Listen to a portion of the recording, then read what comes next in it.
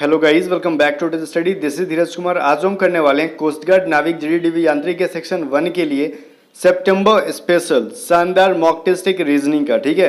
और इस रीजनिंग में 10 क्वेश्चन है। अगर आपने 10 सही कर दिए इसका मतलब आपकी रीजनिंग की प्रिपरेशन बहुत ज़्यादा अच्छी चल रही है एंड एग्जाम में आप 10 रीजनिंग सही करोगे और 10 में से 10 मार्क्स लेके जाओगे। इवन हमको पता है कि रीजनिंग का सेक्शन जो है बहुत ज़्यादा इंपॉर्टेंट रोल प्ले करता है आपके कोस्ट गार्ड एग्जाम में, क्योंकि मोस्टली बच्चे जो है ना रीजनिंग 10 में 10 सही करेंगे। अगर आप एक भी नंबर चूक जाते हो तो फिर खतरा हो जाएगा आपके लिए। तो कोशिश करना है 10 में 10 सही करने हैं और टेलीग्राम चैनल से जुड़ जाने, ताकि मैं बहुत सारी पीडीएफ वहाँ पे दे रहा हूँ आपको। रेगुलरली प्रैक्टिस करने हैं और जो हम लोगों ने प्लेलिस्ट बना दिया है रीजनिंग 2021 करके वर्बल नॉन वर्बल का, उसको देख के जाना है, ठीक है। इसको स्टार्ट करने से पहले एक इंपॉर्टेंट बात मैं आपको बता दूं। दोस्तों, पढ़ाई करते टाइम आपको कहीं भी कोई भी डाउट आ जाए, बस डाउनलोड ऐप को ओपन कीजिए, अपने सवाल का फोटो खींचिए, उसे क्रॉप करिए और 5 सेकंड के अंदर अंदर आपका वीडियो सोल्यूशन मिल जाएगा। यानी अब डाउनलोड ऐप के साथ अब तुरंत ही अपने हर सवाल का वीडियो सोल्यूशन पा सकते हैं। साथ ही आप डाउनलोड ऐप पर पा सकते हैं एनडीए एनए एग्जाम की इंग्लिश मीडियम कोर्सेज, जहां आपको इंग्लिश और हिंदी दोनों मीडियम में पढ़ाया जाएगा। इस कोर्स में आपको एनडीए रिटेन की कंप्लीट तैयारी कराई जाएगी, साथ ही navy SSR AA air force group X की पूरी तैयारी कराई जाएगी। इसके अलावा इस कोर्सेज में आपको मिलेगा online video classes, doubt solving, notes, quizzes, previous year questions और बहुत कुछ। तो आज ही डाउनलोड एप्लीकेशन को इंस्टॉल कीजिए, एनडीए का कोर्स खरीदिए और एग्जाम को फोड़ दीजिए। तो चलो अब जो है हम लोग अपना रीजनिंग का क्वेश्चन नंबर 16 से स्टार्ट करते हैं, क्योंकि हमको 10 रीजनिंग करने हैं ना। तो देखो पहला क्वेश्चन क्या कह रहा है, यदि प्लस का मतलब है माइनस, ठीक है, और माइनस का मतलब है मल्टीप्लाई एंड डिवाइड का मतलब है प्लस, ठीक है। तो बताओ और क्या कह रहा है भाई, और मल्टीप्लाई का मतलब है डिवाइड। ये चीज समझ लो, थोड़ा सा कट हो गया है, आपको समझना होगा। मल्टीप्लाई का मतलब क्या है, डिवाइड। तो आप बताओ इसमें से इस इक्वेशन का वैल्यू क्या हो जाएगा। फर्स्ट ऑफ ऑल हमको पता है कि मल्टीप्लाई का मतलब है डिवाइड, ओके। तो चलो हम लोग उसी बेसिस पे लिख देते हैं 15 डिवाइडेड बाई 3, और डिवाइड का मतलब क्या दे रखा हमको, प्लस है तो 4 कर देने का अपने को, ठीक है, +4। और 4 के बाद माइनस का मतलब है हमको मल्टीप्लाई 6 और प्लस का मतलब है माइनस, तो 7। तो सबसे पहले ये 3 × 5 बार में कट जाएगा 15, ठीक है। और ये 6 × 24, तो +24 कर दोगे और -7 कर दोगे। तो 24 + 5 जब जोड़ोगे तो 29 में से 7 माइनस करा लो तो बच जाएगा क्या, 22। बहुत ही मतलब बेसिक सा क्वेश्चन था जिसका राइट आंसर 22 है, ठीक है ना। तो आप कर सकते थे। हमको करना क्या था, एग्जाम में एक चीज इंपॉर्टेंट देखना ये है कि हमको अलग से देखो क्वेश्चन पढ़ते जाना है और ऐसे क्वेश्चंस को दिमाग में नहीं सॉल्व करना है, कॉपी पेन का यूज जरूर करना है। क्योंकि अगर कहीं भी कैलकुलेशन गलत हो गया तो अपना एक क्वेश्चन हाथ से चला जाएगा, है ना। चलो क्वेश्चन नंबर 17 क्या कह रहा है देख लो भाई। कह रहा है ना, यहाँ पे देखो, यहाँ पे 90 है, यहाँ पे 18 है, यहाँ पे 36 है, ओके। तो उसी तरीके से 13 है, 26 है, 65 है, तो यहाँ पे क्या आएगा अगर 15 75 है। तो इस क्वेश्चन के अंदर कुछ नहीं करना है, आपने अगर दिमाग लगा लिया होगा, देखो ऑप्शंस भी आपको दिख रहे हैं 30 75 45 एंड 60। अगर आपने दिमाग लगा लिया होगा तो इस क्वेश्चन के अंदर कुछ करना ही नहीं है। हमको पहाड़ा मतलब इंग्लिश में बोले तो टेबल याद होना चाहिए। अच्छा 18 का पहाड़ा याद है, 18 दूनी 36, ठीक है, 18 2 36, और 18 को 5 से मल्टीप्लाई करोगे तो 18 का पहाड़ा 5 बार में पढ़ो 90 आ जाएगा। क्लियर है ना। वैसे देखो 13 × 2 26, 13 × 5 65, मतलब 13 को एक बार 2 से मल्टीप्लाई किया गया है और एक बार 5 से, 18 को 2 से मल्टीप्लाई और एक बार 5 से। तो सबसे छोटा क्या है इसमें, 15। तो 15 को 2 से मल्टीप्लाई करोगे तो क्या आएगा, तो पहले तो 30 आ जाएगा यहाँ पे, और 15 25 75, तो यहाँ पे 75 आ गया, तो सही है। तो अब ये कि हमको 2 से मल्टीप्लाई करके यहाँ पे 30 आंसर लाना था, जो कि ऑप्शन नंबर ए में है ना। चलो आगे देखो क्या कह रहा है, यदि ए उत्तर की ओर अभिमुख से होकर शीर्ष के बल खड़ा है तब उसका बायां हाथ किस दिशा में होगा और किस दिशा की ओर होगा, ठीक है। और कुछ नहीं है, यहाँ पे और दे रखा है। देखो गाइस, जनरली जब हमारा ये नॉर्थ होता है ऊपर, ईस्ट होता है, ये वेस्ट होता है नीचे वाला, सॉरी साउथ होता है नीचे वाला, और वेस्ट होता है इधर वाला। हम लोग जब नॉर्थ की ओर देख रहे होंगे तो सीधा खड़ा होंगे इस तरीके से, तो अपना राइट हैंड ईस्ट की तरफ होगा और लेफ्ट हैंड वेस्ट की तरफ होगा। जब वही हम उल्टा खड़े हो जाए, हमारा पैर ऊपर और हाथ नीचे हो जाए, तो ये दोनों चेंज हो जाएगा। हमारा राइट हैंड जो है वेस्ट की तरफ चला जाएगा और क्या बोलते हैं लेफ्ट हैंड जो हमारा ईस्ट की तरफ आ जाएगा। तो पूछ कौन सा हाथ रहा है, हमसे पूछ रहा बायां हाथ किधर जाएगा, तो बायां मतलब लेफ्ट बोले तो अपना ईस्ट डायरेक्शन में चला जाएगा, जस्ट उल्टा हो जाएगा। तो ये सब चीजें कॉपी पेन से नहीं, अपनी इमेजिनेशन से बनाते हैं हम लोग, ठीक है। तो राइट आंसर सी हो जाएगा इसका। 19 नंबर देखो क्या गाइज, ये कह रहा है दक्षिण दिशा की ओर चलने वाली एक कार जो है 8 किलोमीटर दूर जाती है और दाईं ओर मुड़कर पुनः 9 किलोमीटर चलती है और फिर से दाईं ओर मुड़कर रुक जाती है। अब वह किस दिशा की ओर जा रही है, ठीक है। अभिमुख्य मतलब किस दिशा की ओर देख रही है, मतलब उसका कार का मुंह जो है किस दिशा में। कार का मुंह बोले तो ड्राइवर का मुंह। पहले दक्षिण में गई, फिर यहाँ से राइट मुड़ी तो अपने वेस्ट में जाएगी। जब भी हम साउथ में जाते हैं तो हमारे लेफ्ट हैंड की तरफ हमारा राइट होता है, ठीक है। फिर यहाँ से राइट मुड़ेगी तो ये ऊपर जाएगी ना, तो अभी ये ऊपर में कौन सा डायरेक्शन बना भाई, ऊपर में नॉर्थ डायरेक्शन, हिंदी में बोलेंगे तो उत्तर डायरेक्शन बन रहा है। तो right answer option number B, ठीक है। तो 19 का राइट आंसर क्या हो जाएगा, बी हो जाएगा। आगे देखो, अब 20 में क्या कह रहा है ना कि आपको डिफरेंट छांटना है इनके अंदर। डिफरेंट बोले तो इसमें से बताओ, कॉपी पेन, ठीक है, पेन है, पेंसिल है और बॉल पेन है, ठीक है।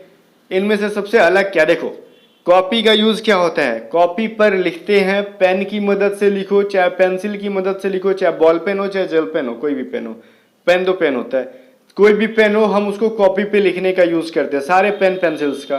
तो मतलब BCD लिखने वाला है और कॉपी अपने ऊपर लिखवाने वाला, तो यहाँ पर डिफरेंट कौन सा होगा, ऑप्शन नंबर ए ऑब्वियस है ना। चलो 22 क्या कह रहा है गाइस, देखो यहाँ पे आपका नॉन वर्बल का क्वेश्चंस आ गए हैं।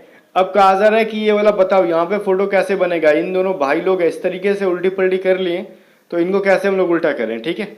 अभी देखो एक चीज समझना होगा, हमको ये जो अपना राइट कॉर्नर में था उसको लेफ्ट कॉर्नर में ले जाएंगे, ठीक है, और उसका कॉर्नर को कॉर्नर की डायरेक्शन में ले जाएंगे, ठीक है। कहने का मतलब ये कॉर्नर जो था उसका कॉर्नर में जाएगा। तो हमको यहाँ पे स्क्वायर है तो स्क्वायर में कोई कॉर्नर वर्नर नहीं है, जस्ट वैसे ही हमको बस राइट से लेफ्ट में और लेफ्ट से राइट में, तो हमको लेफ्ट से राइट में ले आने हैं। तो सबसे पहले तो हमको एक फिगर के अंदर अपना ऊपर वाला यहाँ पे एक राइट में आए, लेफ्ट में आएगा और एक नीचे लेफ्ट में होगा। सवाल ये बनता है ना कि जो हम लोगों ने इसको किस तरीके से उल्टा है, ठीक है। हमको तो या तो ऑप्शन डी कर सकते हैं या फिर सी कर सकते हैं, बट दोनों में से राइट आंसर कौन सा है, ठीक है। तो देखो गाइज पहली बात तो ये हमको राइट मिल रहा है अपना, ये देखो थोड़ा कर्व टाइप का है तो इसमें भी कर्व टाइप का है, इसमें कॉर्नर है, ये नहीं होगा। अब ये सवाल है ना कि ये वाला किस तरीके से उल्टा जाएगा, देखो इसमें W था तो W को 180 डिग्री, सॉरी 180 डिग्री, अगर हम लोग क्लॉकवाइज उल्टा हो चाहे एंटी क्लॉकवाइज 180 डिग्री का कहें तो मान लो ये ऊपर में है तो 90 डिग्री यहाँ पे आ जाएगा, फिर 90 डिग्री नीचे मुड़ गया। कहने का मतलब 180 डिग्री घुमा दिया गया। वैसे ही हम लोग इसको भी अगर 180 डिग्री घुमाएं तो जस्ट इसका कुछ ऐसा बन जाएगा, ठीक है। तो ये डिग्री में जाना, मिरर में मत जाना, काम गड़बड़ा जाएगा, मिरर में जाओगे तो ये 180 डिग्री घुमाया गया, रोटेट किया गया है। तो राइट आंसर क्या मिलेगा भाई, ऑप्शन नंबर डी मिलेगा अपने को, ठीक है ना। चलो 22 क्या कह रहा है, देखो एक ट्रायंगल के अंदर 3 फिगर्स हैं, ठीक है। अब इन तीनों को कुछ हम लोग इस तरीके से बना दिए। अच्छा एक चीज देखो भाई लोग यहाँ पे समझो, ये पहले नंबर पे क्या है, सर्कल, ठीक है, दूसरे नंबर पे स्क्वायर, तीसरे नंबर पे कुछ ये वाला फिगर है। देखो यहाँ से 1 2 3 इस तरीके से किया गया है, एक नंबर को ऊपर में रखे हैं, 2 नंबर में स्क्वायर को बीच में रखे हैं, 3 नंबर पे जो फिगर है नीचे रखा गया है। ओके, कुछ इस तरीके से करेंगे हम लोग। इसको देखो यहाँ पे हम लोग क्या कर रहे हैं, 1 नंबर दे रहे हैं, इसको 2 नंबर दे रहे हैं, ट्रायंगल को 3 नंबर दे रहे हैं। तो ऊपर में क्या क्रॉस वाला जाएगा, क्लियर है। बीच में कौन सा होगा, कुछ इस तरीके से फिगर वाला, तो इस तरीके से किस में है, ऑप्शन नंबर बी में। और नीचे क्या होगा, नीचे अपना ट्रायंगल होगा, तो करेक्ट क्या हो जाएगा अपना, बी हो जाएगा, ठीक है ना। तो राइट आंसर बी है। चलो आई होप कि क्लियर होगा।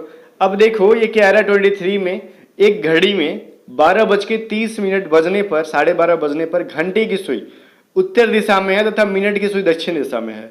तो 2:45 बजने पर कितने मिनट की सुई किस डायरेक्शन में, मतलब 2:45 बजे मिनट की सुई किधर होगी। देखो वास्तविकता भी यही है, अगर 12:30 बजेगी तो ऊपर क्या होता है घंटे की सुई और नीचे क्या होता है मिनट का सुई, ऊपर नॉर्थ है नीचे साउथ, ठीक है। तो ये तो बिल्कुल भी वास्तविकता से रूबरू कराया हमको। 2:45 बजेगा तो क्या होगा, घंटे की सुई 2 पे और 45 की सुई यहाँ पे हो जाएगी, ठीक है, 9 पे। तो ये 9 पे जो मिनट की सुई है वो किस डायरेक्शन में है, ये पश्चिम दिशा है ना अपना, वेस्ट। तो पश्चिम किस में है, ऑप्शन नंबर बी के अंदर है, तो बी जो अपना करेक्ट आंसर हो जाएगा। ओके ना। तो आई होप कि 23 का ऑप्शन नंबर बी इसका राइट आंसर है। तो आप लोगों ने भी सही किया होगा, मैं ऐसा कुछ उम्मीद करके चल रहा हूँ, ठीक है ना। तो जितने बच्चों का बी है पश्चिम बिल्कुल भी सही है, जिसने भी नहीं किया वो थोड़ी सी कोशिश करो, प्रैक्टिस करो, डायरेक्शन पे काम हो जाएगा। यदि देखो कह रहा है क्या अगला सवाल कह रहा ना यहाँ पे कि देखो अगर हम दिसंबर को कुछ इस तरीके से लिखते हैं ERMBCEDE, ठीक है, तो बताओ उसी भाषा में हम ERMBVENO को क्या लिखेंगे, किस रूप में लिखेंगे?